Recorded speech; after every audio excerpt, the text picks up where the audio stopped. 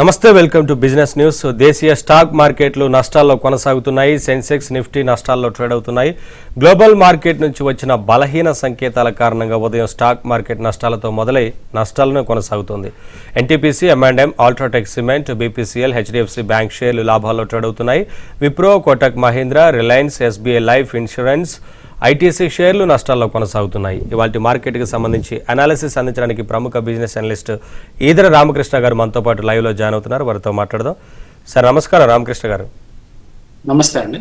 Sir, ఏంటి global market సంకేతాలు ఆ కారణమే అనుకోవచ్చా? ఇవాళ మొత్తంగా నష్టాల్లో ట్రేడ్ అవుతోంది, నష్టాలతోనే ప్రారంభమైంది, బయటపడే సూచనలు ఏమైనా ఉంటాయా? ఆల్మోస్ట్ ఈ రోజు మీరు అన్నట్లు నెగటివ్ లో ఓపెన్ అయ్యి దాదాపుగా ఒక 140 నుంచి 160 పాయింట్లు రికవర్ అయిందండి మార్కెట్. సో ప్రస్తుతము స్వల్ప నష్టాలు కనిపిస్తున్నాయి. నిఫ్టీ వైజ్ గా చూస్తే ఒక 22 పాయింట్లు అనేది మనకి నెగటివ్ గా ట్రేడ్ అవుతుంది. సో ఓవరాల్ గా దీన్ని చూసినప్పుడు మెయిన్ గా మనకి కొన్ని మేజర్ రిజల్ట్స్ ఈ వీకెండ్ వచ్చాయండి. అంటే రిలయన్స్, అలాగే విప్రో, అలాగే జేఎస్డబ్ల్యూ స్టీల్, కోటక్ బ్యాంకు, ఇవన్నీ కూడా వీక్ రిజల్ట్స్ ఇవ్వడంతో ఇన్వెస్టర్స్ ఆ పర్టికులర్ షేర్స్ ని అమ్మకాలు జరుపుతున్నారు. సో మనకి రిలయన్స్ అయితే 3.3% నుంచి 3.8% దాకా ఫాల్ ఇవాళ చూసాము. అట్లాగే విప్రో ఆల్మోస్ట్ 9% ఫాల్ ఉంది. Kotak bank 3.6, 3.5% fall Kotak bank లో ఉంది. సో ఎప్పుడైతే ఈ రిజల్ట్స్ అన్ని వీక్ గా వచ్చాయో ఆటోమేటిక్ గా ఇండస్ట్రీస్ లో వీక్ గా ట్రేడ్ అయినాయి. కానీ ఇక్కడ ఆసక్తికరమైన అంశం ఏంటంటే మెజారిటీ ఆఫ్ ద షేర్స్ ఈ రోజు పాజిటివ్ గా ట్రేడ్ అవుతాయి. అంటే మెయిన్ గా public sector units, public sector enterprises, public sector banks కావచ్చు, లేకపోతే మీకు అంటే ఒక మిడ్ సైజ్ కంపెనీస్ అన్ని కూడా భారీగా పెరుగుతూ ఉన్నాయి. సో మెయిన్ గా బడ్జెట్ మీద ఆశలు అనేవి ఈ కంపెనీస్ ని కొంచెం పాజిటివ్ గా ట్రేడ్ అయ్యేటట్లు చేస్తున్నాయండి. సో తద్వారా ఇండెక్స్లు కొంచెం స్వల్ప నష్టాలు కనిపిస్తున్నాయి. కానీ ఇండివిజువల్ స్టాక్స్ వైజ్ గా తీసుకున్నప్పుడు భారీ లాభాలు ఇండివిజువల్ స్టాక్స్ లో ఉన్నాయి. ఎక్సెప్ట్ మనం ఇందాక చెప్పుకున్న 3-4 స్టాక్స్ మినహాయించి, like Reliance, Wipro, Kotak bank మినహాయించి. ఓవరాల్ గా టెక్నికల్ గా చూస్తే మార్కెట్స్ మొన్న ఫ్రైడే ఫాల్ అయిందండి. అంటే ఆ వారం వచ్చిన గెయిన్స్ అన్ని కూడా ఫ్రైడే పోగొట్టుకుంది మార్కెట్. మెయిన్ గా మనకి మైక్రోసాఫ్ట్ లో వచ్చిన ఒక ఇష్యూ వల్ల దాదాపుగా 9 మిలియన్ కంప్యూటర్స్ వరల్డ్ వైడ్ పనిచేయకపోవడం, ఇట్లాంటి కారణాల చేత వరల్డ్ వైడ్ మార్కెట్స్ అన్ని రియాక్ట్ అయినాయి. కొన్ని దేశాల్లో స్టాక్ ఎక్స్చేంజ్లు కూడా పనిచేయలేదు ఫ్రైడే కొద్ది టైం పాటు. సో ఈ కారణాల చేత ఫ్రైడే ఫాల్ చూసాము. ఆ ఫాల్ కంటిన్యూటీగా ఈ రోజున కొంత ఫాల్ ఉంది. కానీ మార్కెట్స్ ఇమీడియట్ గా కోలుకోవడానికి కారణం బడ్జెట్ అండి. రేపు బడ్జెట్ ఉంది కాబట్టి బడ్జెట్ లో ఆశలతో ఉన్నారు. అంటే కొన్ని సెక్టార్స్ కి ఎక్కువ మేలు జరుగుతుందని ఆశలతో ఆ పర్టికులర్ సెక్టార్స్ అన్ని కూడా హౌసింగ్ ఫైనాన్స్, తర్వాత హౌసింగ్ సెక్టార్లు, హౌసింగ్ కావాల్సిన సామాగ్రి, అలాగే కన్స్యూమర్ డ్యూరబుల్స్, ఇలాంటివన్నీ కూడా మళ్ళీ రికవరీ అవటం మనం చూస్తున్నాము. సో మార్కెట్స్ మళ్ళీ కోలుకుంటున్నాయి. ఒక పాజ్ మోడ్ లో ఉందని మనం చెప్పుకోవచ్చు. రేపు బడ్జెట్ తర్వాత బడ్జెట్ ని చూసుకొని బడ్జెట్ లో ఎలాంటి అంశాలు మార్కెట్ దోహదపడతాయని తెలుసుకున్న తర్వాత మన మార్కెట్స్ పూర్తి స్థాయిలో రియాక్ట్ అయ్యే అవకాశం ఉంది. కాబట్టి రేపటిదాకా మార్కెట్స్ స్వల్ప శ్రేణులు, అంటే బడ్జెట్ పాట ముగిసేదాకా స్వల్ప స్థాయిలో కదలికలు ఉంటాయి. అంతకు మించి పెద్ద మార్పులు మనం ఎక్స్పెక్ట్. కాలర్ ఉన్నారు, రాఘవ కాల్ చేస్తున్నారు బెంగళూరు నుంచి. రాఘవ గారు మాట్లాడండి రామకృష్ణ గారితో. డౌట్ అంటే చెప్పండి సార్. నమస్తే సార్, నా పేరు రాఘవ దాదం, బెంగళూరు నుంచి మాట్లాడుతున్నాను sir. Jio finance almost 1 year అవుతుంది సార్ తీసుకొని. అది కొంచెం ప్రాఫిట్ లో ఉన్నాను. ప్లస్ IREDA, ఈ 2 షేర్ల గురించి కొంచెం చెప్పండి సార్. ఉంచుకోవచ్చా, సేల్ చేయొచ్చా? IREDA ఎంతలో కొన్నారండి? అది 145 సార్. IREDA 145 లో కొన్నారు. ప్రస్తుతం 271 ట్రేడ్ అవుతుందండి. సో మంచి స్కోప్ ఉన్న సెక్టార్ అండి ఇది. సో మీరు ఇంకా 1 year హోల్డ్ చేసే పని అయితే ఈ స్టాక్ లో మంచి రిటర్న్స్ పొందే ఛాన్స్ ఉంది. ఇంకా కూడా మంచి స్థాయికి స్టాక్ వెళ్తుందండి. కాబట్టి IREDA నేను హోల్డ్ అని చెప్తానండి. సో నెక్స్ట్ మీరు అడిగిన స్టాక్ జియో ఫైనాన్షియల్స్ ప్రస్తుతం 339 ఉంది. రిజల్ట్స్ లేటెస్ట్ రిజల్ట్స్ వచ్చాయి, క్వార్టర్లీ రిజల్ట్స్. అంటే ఇంకా ఫుల్ ఫ్లెడ్జ్డ్ ఆపరేషన్స్ మొదలు కాలేదు. కొద్దిపాటి ఆపరేషన్స్ ఈ స్టాక్ లో మనకు కనిపిస్తున్నాయి. కానీ అయినప్పటికీ స్టాక్ IPO తర్వాత భారీగా పెరిగిందండి. సో భారీగా పెరిగింది కాబట్టి ఈ స్టాక్ లో ప్రస్తుతానికి ఇమీడియట్ ర్యాలీస్ ఎక్స్పెక్ట్ చేయలేము. కొంత కన్సాలిడేషన్ తర్వాత మేబీ ఒక 6 months to 1 year కన్సాలిడేషన్ ఉండే అవకాశం ఉంది. మీకు షార్ట్ టర్మ్ ఫండ్ నీడ్స్ ఉంటే, ఫండ్ అవసరం ఉంటే ఈ స్టాక్ లో ఎగ్జిట్ అయిపోండి, మళ్ళీ రీఎంటర్ కావచ్చు. ప్రస్తుతానికైతే ఈ స్టాక్ ను అవాయిడ్ చేయమని చెప్తాను. నెక్స్ట్ కలర్ రంగారావు చేస్తున్నారు కాకినాడ నుంచి. రంగారావు గారు మాట్లాడండి రామకృష్ణ గారితో. డౌట్ ఏంటి చెప్పండి. అంబుజా సిమెంట్, హెరిటేజ్ ఫుడ్స్ కొనొచ్చా, కొంటే ఇంటర్ లెవెల్ చెప్పండి. స్టాక్ నేమ్స్ మళ్ళీ అంబుజా సిమెంట్స్, హెరిటేజ్ ఫుడ్స్ అండి. హెరిటేజ్ ఫుడ్స్ అంతే సార్. ఓకే అండి. హెరిటేజ్ ఫుడ్స్ అయితే ప్రస్తుతము ఒక పుల్ బ్యాక్ అయిపోయిందండి. అంటే రీసెంట్ గా మనం చూస్తే భారీగా పెరుగుదల నమోదు చేసింది, కొంత పుల్ బ్యాక్ అయింది. అంటే ఈ స్టాక్ లో కొంచెం లాంగ్ టర్మ్ వ్యూ ఉంటేనే తీసుకోండి. షార్ట్ టర్మ్ లో పెద్ద వండర్స్ చేసే విధంగా లేదు ఈ స్టాక్. ఆల్రెడీ మనకి ఎలక్షన్ టైంలో ఈ స్టాక్ లో డీసెంట్ రిటర్న్స్ చూశారు. ఆల్మోస్ట్ స్టాక్ డబుల్ అయిపోయింది ఆ టైంలో. 350 రూపీస్ స్థాయిల దగ్గర నుంచి 700+ వెళ్ళడం జరిగింది. ప్రస్తుతం 547 ఉంది. కేవలం లాంగ్ టర్మ్ వ్యూ ఉంటేనే ఈ స్టాక్ లో ఎంట్రీ తీసుకోండి. సెకండ్, అంబుజా సిమెంట్ అయితే స్టడీ గ్రోత్ మనకు లాస్ట్ 1 year కనిపించిందండి. సో ఇక్కడ నుంచి కూడా ఫర్దర్ గ్రోత్ ఈ స్టాక్ లో ఉండే అవకాశం ఉంది. ఈ సిమెంట్ సెక్టర్ కొద్దిగా కన్సాలిడేషన్ అవుతుంది. సో అదానీ గ్రూప్ సంబంధించిన స్టాక్ ఇది ఇప్పుడు ప్రస్తుతానికి. అదానీ గ్రూప్ లో ఏసీసీ, అంబుజా, అట్లాగే ఇంకా కొన్ని కంపెనీస్ ని వీళ్ళు టేక్ ఓవర్ చేస్తున్నారు. సో మొత్తం మీద ఈ గ్రూప్ కన్సాలిడేషన్ అయ్యి కేవలం బిర్లా, టాటాల మధ్యలో ఉండే అవకాశం ఉంది. సో అంబుజా సిమెంట్ కి మంచి ఫ్యూచర్ ఉందండి. సో లాంగ్ టర్మ్ కోసం ఈ స్టాక్ కూడా అక్యుములేట్ చేసుకోవచ్చు. అక్యుములేట్ చేసుకోమని చెప్తాను, ఉంచుకోండి. నెక్స్ట్ కలర్ ప్రసాద్ చేస్తున్నారు. ప్రసాద్ గారు మాట్లాడండి రామకృష్ణ గారితో. డౌట్ ఏంటి చెప్పండి. సార్ నమస్కారం అండి. సార్ 2 షేర్స్ అండి. ఒకటి బ్యాంక్ ఆఫ్ మహారాష్ట్ర, అది Q1 రిజల్ట్స్ బాగానే ఉన్నాయని చెప్పినాం కానీ అది పెరగట్లేదు. ఇంకోటి మన అపోలో మైక్రో సిస్టమ్స్, ఈ 2 కొంచెం చెప్పండి సార్. అది ఎక్కువ వాల్యూమ్ లో అక్యుములేట్ చేశాను, దాని గురించి చెప్పండి. అలాగే బ్యాంక్ ఆఫ్ మహారాష్ట్ర ప్రస్తుతం 66 రూపీస్ దగ్గర ఉందండి. కన్సల్టేషన్ మోడ్ లో ఉంది చాలా కాలం నుంచి. కాకపోతే డిస్ఇన్వెస్ట్మెంట్ ప్లాన్స్ ఉన్నాయండి గవర్నమెంట్ కి పబ్లిక్ సెక్టర్ బ్యాంక్స్ లో. ఈ డిస్ఇన్వెస్ట్మెంట్ ప్లాన్స్ వల్ల ఇప్పుడు గవర్నమెంట్ దగ్గర ఉన్న 86% లో కనీసం ఒక 11% సేల్ కి వస్తుందనే ఉద్దేశంతో ఫ్రెష్ గా ఈ స్టాక్ లో బయింగ్ కనిపించడం లేదండి. సో అందువల్ల ఈ స్టాక్ పెరగడం లేదని అనుకోవచ్చు. ఈ మధ్యకాలంలో కొంత ఎస్బీఐ లాంటి స్టాక్స్ పెరిగినప్పటికీ ఈ స్టాక్స్ మళ్ళీ ఒక రేంజ్ బౌండ్ లో ఉండిపోవడం మనం గమనిస్తున్నాము. కాబట్టి ఈ స్టాక్ లో ఇమీడియట్ గా మనం పెద్ద వండర్స్ మనం ఎక్స్పెక్ట్ చేయలేమండి. కాకపోతే మీరు లాంగ్ టర్మ్ వ్యూ ఉన్నట్లయితే హోల్డ్ చేయండి. మేబీ లాంగ్ టర్మ్ లో ఈ స్టాక్ కొంత పర్ఫామ్ చేసే ఛాన్స్ ఉంది. సెకండ్, రెండో స్టాక్ మీరు అపోలో మైక్రో సిస్టమ్స్ గురించి అడుగుతున్నారు. 114 దగ్గర ఈ స్టాక్ ట్రేడ్ అవుతుంది. ఈ స్టాక్ కూడా కొంత కన్సాలిడేషన్ కనిపిస్తుందండి. ఈ స్టాక్ లో కూడా ఇమీడియట్ గా ఈ స్టాక్ కొంతకాలం ఇంకా కన్సాలిడేషన్ మోడ్ లోనే ఉండే ఛాన్స్ ఉంది. సిమిలర్ సిచ్యువేషన్ కనిపిస్తుందండి. 2 డిఫరెంట్ సెక్టర్స్ అయినప్పటికీ మీరు చూస్ చేసుకున్న 2 స్టాక్స్ ఒకే ప్యాటర్న్ లో ఉన్నాయి. ప్రస్తుతానికైతే హోల్డ్ అని చెప్తాను. కొంచెం లాంగ్ టర్మ్ వ్యూతో హోల్డ్ చేయండి. నెక్స్ట్ కలర్ కిషన్ చేస్తున్నారు కరీంనగర్ నుంచి. కిషన్ గారు మాట్లాడండి రామకృష్ణ గారితో. నమస్కారం అండి రామకృష్ణ గారు. నా దగ్గర కేఈసి ఇంటర్నేషనల్ అనేది 100 ఉన్నాయండి. ఇంకొకటి టెర్మాక్స్ అని అవి ఒక 100 ఉన్నాయండి. రెండో స్టాక్ ఏంటండి? Thermax T for Tamil Nadu, TH for Himalaya, E for England. Okay, 2 లాభాల్లో ఉన్నాను. ఉండమంటారా? ఫండమెంటల్స్, టెక్నికల్స్ ఎలా ఉన్నాయి?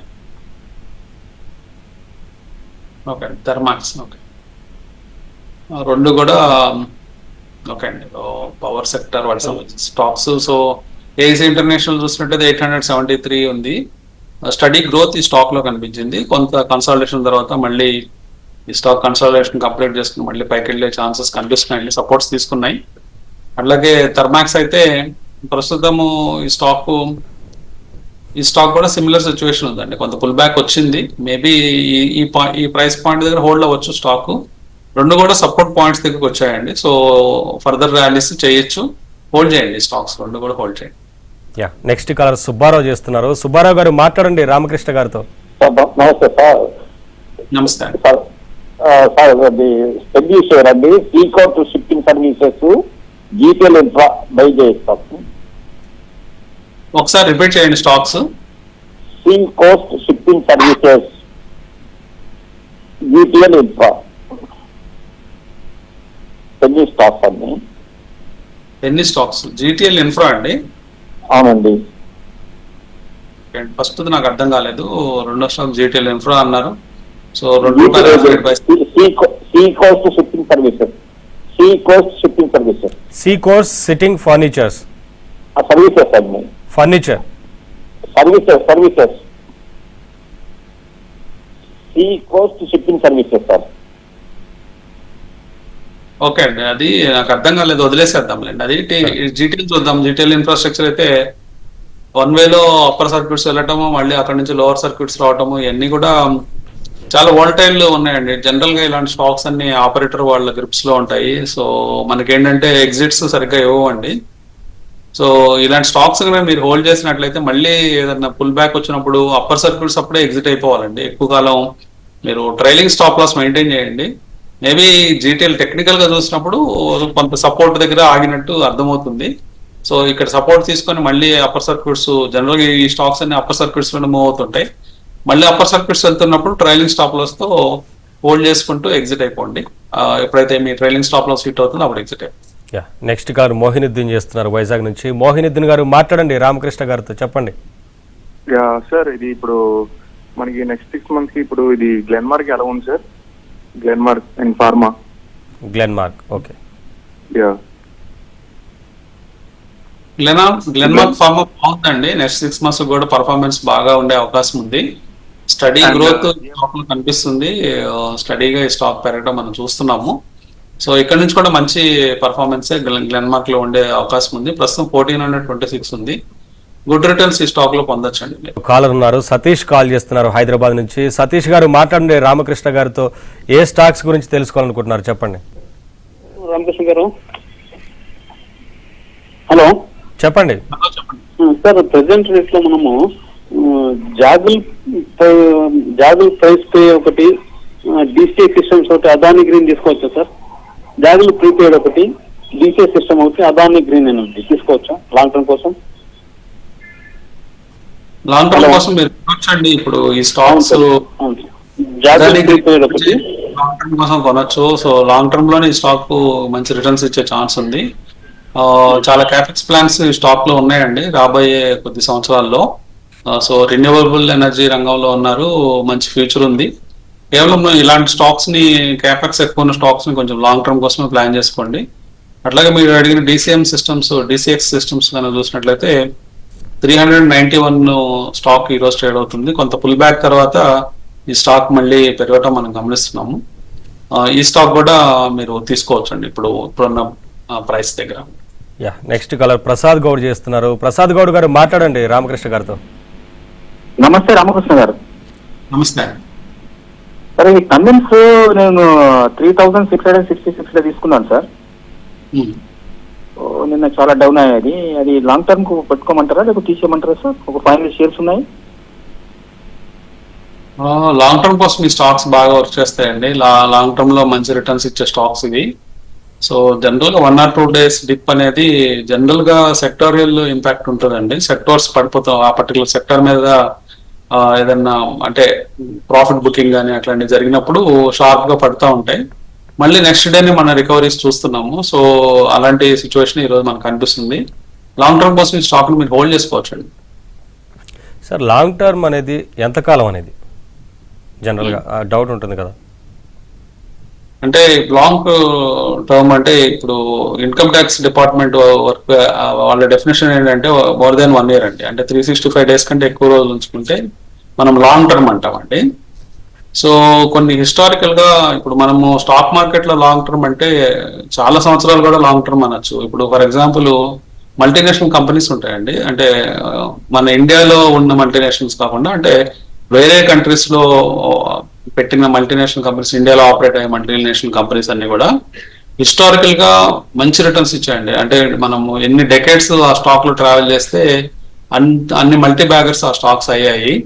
అంటే ఫర్ ఎగ్జాంపుల్ నెస్లే కావచ్చు, అబాట్ ఇండియా, ఇట్లాంటి పెద్ద పెద్ద ఫర్మ్స్ అనమాట. యుఎస్ లో ఫైజర్, తర్వాత మనకి ప్రాక్టర్ అండ్ గ్యాంబుల్, తర్వాత ఈ స్టాక్స్ అన్ని కూడా ఆ కోవకు వస్తాయండి. ఆ స్టాక్స్ లో ఇన్వెస్ట్ చేసిన వాళ్ళకి చాలా రిటర్న్స్ అనేవి వచ్చాయి. ఇట్లాగే మనకి హిందుస్థాన్ యూనిలివర్ ఉంది, ఐటీసీ ఉంది, ఇవన్నీ కూడా మనకి చాలా రిటర్న్స్ ఇచ్చాయి. వీటికి లాంగ్ టర్మ్ అంటే కేవలం 1 year కాదండి, ఇంకా కొన్ని డెకేడ్స్ కూడా హోల్డ్ చేయొచ్చు.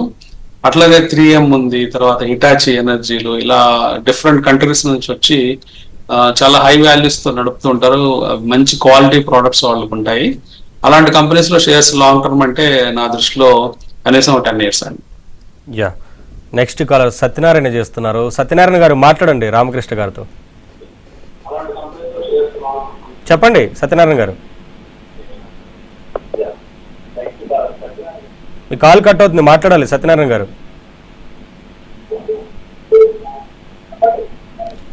యా, నెక్స్ట్ కాలర్ వెంకటేశ్వర్లు చేస్తున్నారు. వెంకటేశ్వర్లు గారు మాట్లాడండి.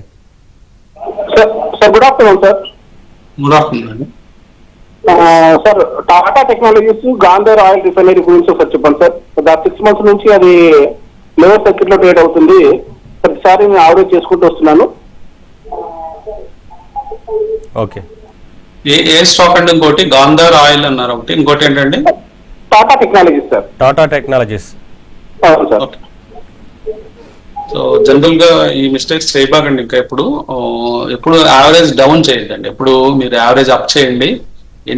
ఎంత పెద్ద నేమ్ అయినా కావచ్చు, ఆ స్టాక్ పడిపోతుందంటే మీరు ఒక బయింగ్ జోన్ లో కొనొచ్చు. అంటే ఫర్ ఎగ్జాంపుల్ ఒక స్టాక్ మీరు కొందాం అనుకున్నారు అనుకోండి, టాటా టెక్నాలజీస్ 1000 రూపాయల్లో కొందాం అనుకున్నారు, ఒక జోన్ పెట్టుకోండి, 800, 900, 1000 రూపాయలు. ఆ 10% జోన్ లో మీరు 1-2 సందర్భాల్లో మీరు కొనొచ్చు.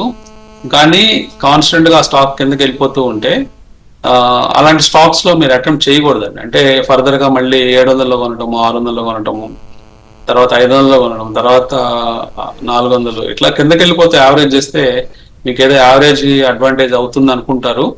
కానీ చాలా సందర్భాల్లో ఏం జరుగుతుందంటే మీ యావరేజ్ మీకు డిసడ్వాంటేజ్ గా మారుతుంది. దాంట్లో 2 నష్టాలు ఉన్నాయండి. ఒకటి ఏంటంటే మీకు టైం చాలా ఇంపార్టెంట్, టైం చాలా వేస్ట్ అవుతుంది యావరేజ్ డౌన్ చేయడం వల్ల. అసలు ఆ స్టాక్ కోలుకుంటుందో లేదో, మళ్ళీ ప్రీవియస్ ప్రైస్కి వస్తుందో లేదో మనకు తెలియదండి. కావాలంటే మీరు హిస్టారికల్ గా చార్ట్స్ చూసుకోండి. ఈవెన్ ఐడియా కానీ, లేకపోతే ఆర్కామ్స్, ఇట్లాంటి ఈవెన్ పెద్ద పెద్ద ప్రమోటర్స్ పెట్టిన కంపెనీలు కూడా, టాటా టెలి మహారాష్ట్ర ఈ మధ్య పెరిగింది, కానీ గతంలో ఆ స్టాక్ కూడా పైనుంచి కిందకు వచ్చేసిన స్టాక్సే. సో ఈవెన్ పెద్ద కంపెనీ, పెద్ద గ్రూప్స్ లో స్టాక్స్ కూడా ఆ స్టాక్స్ కింద పడిపోతున్నప్పుడు మళ్ళీ పైకి తీసుకురావడం చాలా కష్టం అండి ఆ ప్రమోటర్ కూడా. ఎందుకంటే వాళ్ళు మార్కెట్ ఈక్వేషన్ లో వాళ్ళు ఎక్కడో తేడా పడుతుంది. ఆ తేడా పడ్డప్పుడు వాళ్ళు వెనకబడిపోతారు అనమాట. సో వాళ్ళు కూడా ఫోకస్ చేయలేకపోతారు ఆ స్టాక్ మళ్ళీ పైకి తీసుకురావడానికి. అందుకని ఎప్పుడు యావరేజ్ డౌన్ చేయొద్దండి, యావరేజ్ అప్ చేయండి. ఒక స్టాక్ పెరుగుతుంది అనుకోండి, సపోజ్ ఫర్ ఎగ్జాంపుల్ ఒక స్టాక్ 100 రూపాయల దగ్గర మొదలుపెట్టి 3000 రూపాయలు అయింది అనుకోండి, 3000 అయ్యే ఆ ప్రాసెస్ లో యాడ్ చేసుకుంటా ఉండండి. 100 రూపాయల దగ్గర కొనండి, 500 దగ్గర కొనండి, 1000 దగ్గర కొనండి, 1200 దగ్గర కొనండి. నేను చెప్పే సలహా ఏంటంటే ప్రూఫ్ ఆఫ్ సక్సెస్ చూసుకోవాలండి. మన లెడ్జర్ లో ప్రూఫ్ ఆఫ్ సక్సెస్ మీకు కనిపిస్తే అక్కడ యాడ్ చేసినప్పుడు ఏమవుతుందంటే ఎర్లీగా కొన్న స్టాక్స్ మీకు హోల్డ్ అవుతాయి. లేకపోతే ఎప్పుడు అమ్మేద్దామా అని మనకి ఎమోషన్స్ ప్లే చేసి లాభాలు వచ్చిన స్టాక్స్ లో తొందరగా ఎగ్జిట్ అయిపోవటం, నష్టాలు వచ్చిన స్టాక్స్ లో యావరేజ్ చేసుకోవటం, చివరికి మన పోర్ట్ఫోలియోస్ ని డల్ గా చేసుకోవటం జరుగుతుంది. ఇవన్నీ అంటే కొన్నిసార్లు మనకి ఎక్స్పీరియన్స్ తక్కువగా ఉండటం, లేకపోతే తెలియకపోవడం, అంటే సరైన గైడెన్స్ లేకపోవడం, ఇలాంటి కారణాల చేత అవుతా ఉంటాయి. కాబట్టి యావరేజ్ డౌన్ చేయండి షేర్స్. యా, నెక్స్ట్ కాలర్ వసంత చేస్తున్నారు. వసంత గారు మాట్లాడండి రామకృష్ణ గారితో. నమస్తే అండి. నమస్తే అండి. అదాని గ్రీన్ కొనండి, 1848 లో కొన్న 20 shares ఫిబ్రవరిలో. ఇప్పుడు హోల్డ్ చేయమంటారు సార్, ఎగ్జిట్ అయిపోవడం. అంటే మీరు షార్ట్ టర్మ్ కోసం కొన్నారండి, లేకపోతే లాంగ్ టర్మ్ కోసం కొన్నారు? ఎట్లా కొన్నారండి స్టాక్స్? ఎట్లా వీలైతే అట్లా, అంటే పెరుగుతుంటే హోల్డ్ చేస్తారు, అయితే ఎగ్జిట్ అయిపోతే బెటర్. షార్ట్ రేట్ ఇంకా పెరగదు అంటే ఎగ్జిట్ అయిపోతారు. అంటే నాకు కరెక్ట్ వాయిస్ అర్థం కాలేదు. వాయిస్ బ్రేక్ అవుతుందండి. వాయిస్ బ్రేక్ అవుతుంది. లాంగ్ టర్మ్ గా ఉన్నా. సో లాంగ్ టర్మ్ ఉద్దేశంతో తీసుకున్నారు అంతే కదా అదాని గ్రీన్? అవునండి, అంటే షార్ట్ టర్మ్ ఉద్దేశంతో తీసుకున్నారు, కానీ స్టాక్ పర్ఫామ్ చేయట్లేదు. సో ఈ స్టాక్స్ పర్ఫార్మెన్స్ అనేది కొన్నిసార్లు మన చేతిలో ఉండదండి. ఏ స్టాక్స్ ఎందుకు పర్ఫామ్ చేస్తున్నాయి, ఎందుకు పర్ఫామ్ చేయటం లేదు అనేది మనకి ఏమాత్రం అవగాహన ఉండదు ఎవరికి కూడా. కాకపోతే కేవలం ఆ కంపెనీ యొక్క క్వాలిటీ మనం అర్థం చేసుకోవచ్చు, లేకపోతే ఆ కంపెనీ స్ట్రెంగ్స్ అర్థం చేసుకోవచ్చు, ఆ కంపెనీ ప్రోడక్ట్స్ అర్థం చేసుకోవచ్చు, అంతవరకే మనం చేయగలం. కానీ స్టాక్ పర్ఫార్మెన్స్ అనేది టోటల్లీ డిఫరెంట్ సబ్జెక్ట్ అండి. అది పర్ఫామ్ చేస్తే మనం దాన్ని ఆస్వాదించడమే, కానీ పర్ఫామ్ చేయలేకపోతే మనకు ఒక ఎగ్జిట్ మెకానిజం ఉండాలి. సో మనం షార్ట్ టర్మ్ ప్లేయర్, లేకపోతే కేవలము ఒక నెల రోజుల కోసం ట్రై చేస్తున్నాము అట్లాంటి అనుకున్నప్పుడు ఒక నెల 2 నెలల కోసం ఒక స్టాప్ లాస్ పాయింట్ పెట్టుకోవాలి. ఆ స్టాప్ లాస్ పాయింట్ పెట్టుకుని ఎగ్జిట్ అయిపోవాలి. అదే దానికి కంపెనీ గురించి మొత్తం తెలిసి మనం లాంగ్ టర్మ్ లో ఉందాం అనుకుంటే మంచి కంపెనీలు, క్వాలిటీ కంపెనీస్, ఇది క్వాలిటీ కంపెనీ కాకపోతే అది కొన్నిసార్లు పర్ఫార్మెన్స్ ఇచ్చినప్పటికీ స్టాక్స్ పెరగవండి. కొన్నిసార్లు కొన్ని స్టాక్స్ పర్ఫార్మెన్స్ ఇంకా ఇవ్వకపోయినా కానీ ఫ్యూచర్ లో మంచి గ్రోత్ ఉంటుందనే యాంటిసిపేషన్ తో పెరుగుతూ ఉంటాయి. సో స్టాక్ పెరగటం తగ్గడం అనే సబ్జెక్ట్ అనేది టోటల్లీ ఎవరికి తెలియని అంతుపట్టని సబ్జెక్ట్ అండి. సో కాబట్టి మన సైడ్ నుంచి మనం చేయాల్సిన జాగ్రత్త ఏంటంటే ప్రాపర్ గా స్టాప్ లాస్ మెకానిజం, లేకపోతే ఎక్కడ ఎగ్జిట్ పాయింట్ పెట్టుకోవడం, అలాంటి పనులు చేసుకుంటూ ఉండాలి. సో మీరు షార్ట్ టర్మ్ లో చేశారు కాబట్టి ఒక స్టాప్ లాస్ పెట్టుకోండి. ప్రస్తుతానికి నేను ఒక స్టాప్ లాస్ మీకు 1685 గనక ఈ స్టాక్ కిందకి వెళ్ళిపోతూ ఉంటే ఎగ్జిట్